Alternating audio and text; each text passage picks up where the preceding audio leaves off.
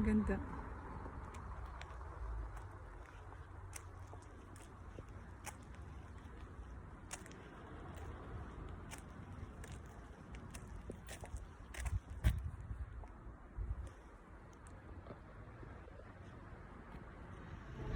Ang ganda niya. Nanohana.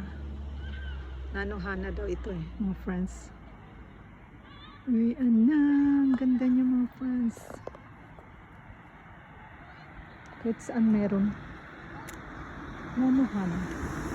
Bakit sa Googles nakalagay sa ano nakalagay doon? Ripe flower daw. Totoo ba yun mga friends?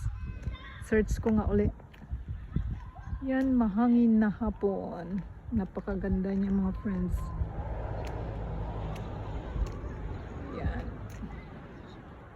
The Nanohana here in Japan. Sa Japanese Nanohana.